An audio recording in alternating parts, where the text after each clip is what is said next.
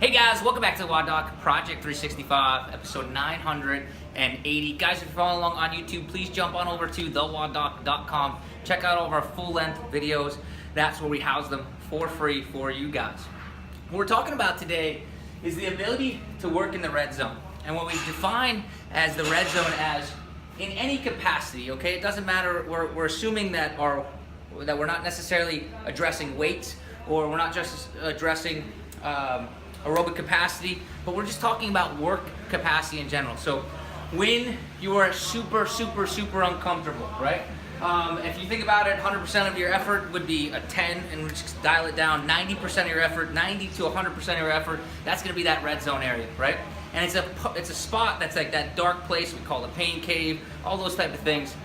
This is the hardest place to work in, and I think for most athletes out there, it's a place that's neglected, okay? Now, of course, we have our serious athletes and everything else like that, but that's exactly what defines the elite athletes from the good regional athletes, and the good regional athletes from the mediocre athletes, and so on down the line.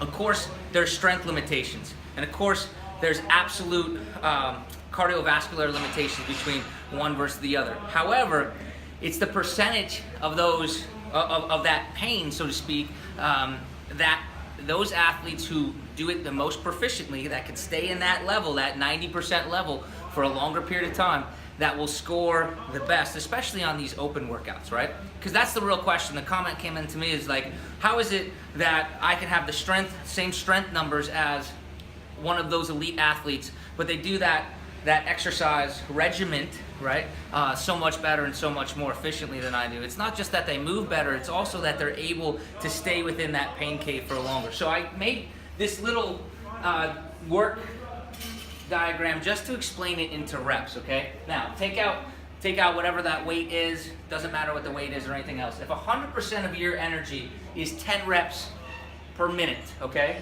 And then 90% of it is 9 reps, and 80% of it is 8 reps. These numbers are absolutely nominal. It doesn't matter at all what they are. It's just to make the problem make sense, okay? If we have a 10-minute workout, and athlete number 1 can immediately get into that 90 percentile range, they're gonna be able to do 9 reps per minute.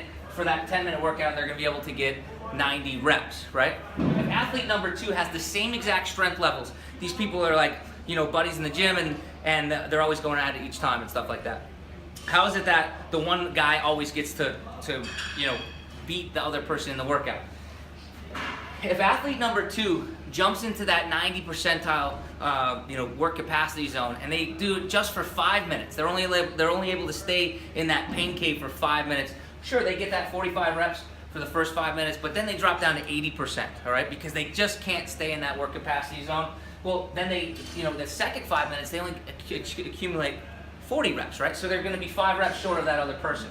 Of course, like I said, the numbers don't really necessarily matter, but it's the ability to stay in that work capacity zone. So we're gonna talk a little bit more about this in the coming up episodes, how we can train in that 90% capacity level. But this hopefully opens the eyes to what exactly separates those athletes. Because let's talk about it, let's be serious, right? Is that these athletes, especially at the highest levels, games levels, even regional levels, they're so close in physical nature as far as how much their max weights could be and everything else, that there has to be something, right? And I really think it comes down to more their mental toughness in the red zone than it does their physical attributes, all right?